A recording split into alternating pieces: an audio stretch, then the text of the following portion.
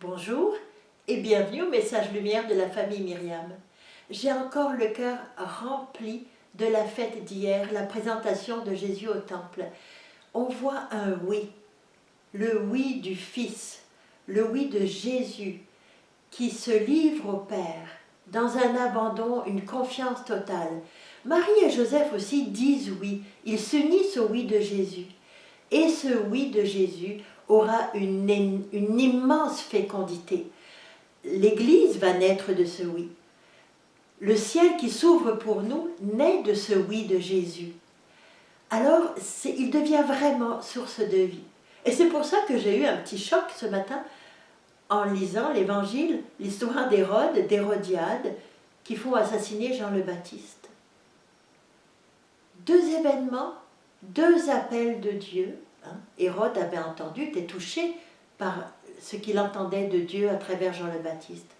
Deux événements, deux appels de Dieu et deux réponses différentes. Un oui qui ouvre sur la vie, un non qui ouvre sur la mort. Qu'est-ce qui fait que je peux engendrer la mort? Si je regarde Hérode, c'est que Hérodiade se font le juge de ce qui est bien et de ce qui est mal pour eux dans leur vie. Tout est relatif à ce qu'ils pensent eux-mêmes. Ils font la loi. C'est eux, la loi, c'est eux. Et quand on fait ça et que quelque chose vient nous déranger dans notre mentalité, dans comment on pense les affaires, dans notre univers, dans notre monde, on l'élimine. Puis quand on a le pouvoir d'Hérode et d'Hérodiade, on va jusqu'à tuer. C'est quelque chose, quand on se fait son propre juge, qu'on ne se reconnaît, on ne reconnaît qu'un seul maître, c'est ce que je pense, alors je peux aller jusqu'à tuer. Puis je remarque ça, je sais que c'est un sujet un peu difficile, mais l'euthanasie. L'euthanasie, je décide de ce qui vaut la peine d'être vécu ou de ne pas être vécu. Si je dérange, alors je ne veux pas déranger mes enfants, je ne veux pas déranger leur vie, je ne veux pas déranger la société, alors je demande l'euthanasie. Parce que je mets le bien ou le mal, je me fais le maître du bien ou du mal, ou je laisse les autres autour de moi décider ce qui est bien et ce qui est mal. Mais Dieu vient nous révéler quelque chose de beaucoup plus grand. Il vient nous dire, c'est moi-même qui suis capable de discerner le bien et le mal. Et c'est moi qui te dis ce qui est bien et ce qui est mal. Et quelquefois, ça ne fait pas notre affaire. Comme Hérode avec Jean le Baptiste, il aimait l'entendre, mais ça le dérangeait. Mais Dieu vient nous révéler quelque chose de très important. Il me dit que si je m'évalue, ou la plupart du temps quand je m'évalue ou quand j'évalue les autres, je ne sais pas si tu as remarqué, mais c'est en fonction de nos capacités. Ce que j'ai, ce que je fais, ce que je réussis, ce que je rapporte, si je suis jeune, en bonne santé, beau. Finalement, ce qui me guide, c'est la rentabilité ou bien le prestige. Puis Dieu vient me dire, c'est pas ça la vérité. La vérité, c'est que moi, je t'évalue en fonction de mon amour. Tu es ma création. Dieu te dit, tu es ma création, tu es mon œuvre, tu es mon enfant bien-aimé. Et puis, ce que tu vaux, c'est le prix du sang de Jésus. Jésus a donné sa vie pour toi parce que tu vaux infiniment plus que tes capacités, ta santé, ta jeunesse, ta beauté, ton prestige, ta rentabilité. Tu vaux le prix que Dieu a mis en toi. Et Dieu a donné sa vie pour toi. Et pourquoi? Parce qu'il t'aime, parce que tu es son enfant. Il n'y a rien de plus précieux au monde que l'enfant de Dieu. Personne ne peut t'éliminer. Personne ne peut te dire que tu n'es pas bon. Ta dignité, elle réside en Dieu. C'est Dieu qui te la donne.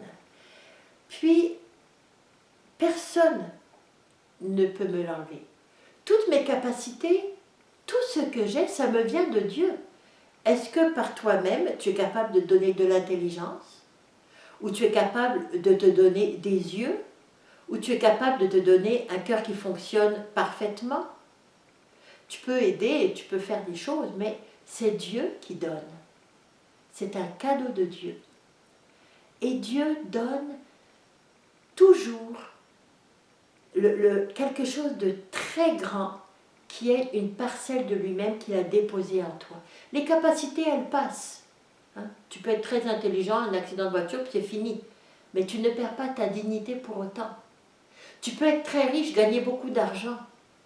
Un bouleversement économique, tu perds tout, c'est fini. Ta dignité n'est pas là.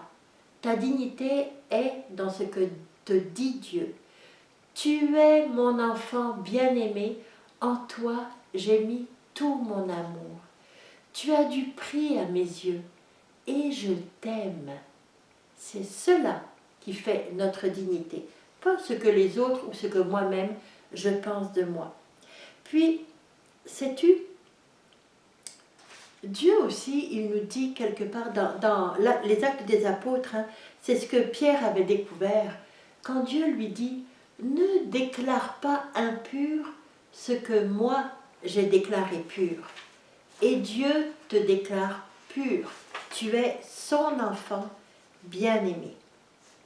C'est le grand message que nous avons apporté au monde, hein, que par notre regard, par nos attitudes, par notre écoute, par notre sourire, chacun puisse lire dans nos yeux, dans notre être, cette grande parole. Tu es aimé profondément. Tu as du prix à mes yeux et aux yeux du Seigneur. Que chacun puisse voir dans mon regard, dans ton regard, combien il est digne. Je ne suis pas aimable par mes propres forces, je suis aimable parce que Dieu m'a rendu aimable. C'est cela, c'est cela. Puis Dieu m'a uni à lui. Quand Jésus dit « Ce que vous avez fait au plus petit d'entre les miens, c'est à moi que vous l'avez fait. » Lorsque j'élimine quelqu'un, lorsque je le mets de côté, c'est Jésus que je mets de côté. Mais quand je regarde quelqu'un et qu'il peut lire dans mon regard combien il est digne, qu'il peut voir dans mon cœur combien il est aimable, c'est Jésus lui-même qui reçoit mon regard et mon amour. Ça vaut la peine de se laisser guider par Dieu. Ça vaut vraiment la peine. Alors passe une très bonne journée. Au revoir et n'oublie pas, le Seigneur t'aime. Tu es son enfant bien-aimé. Tu as du prix à ses yeux. Tu comptes pour lui. Jésus.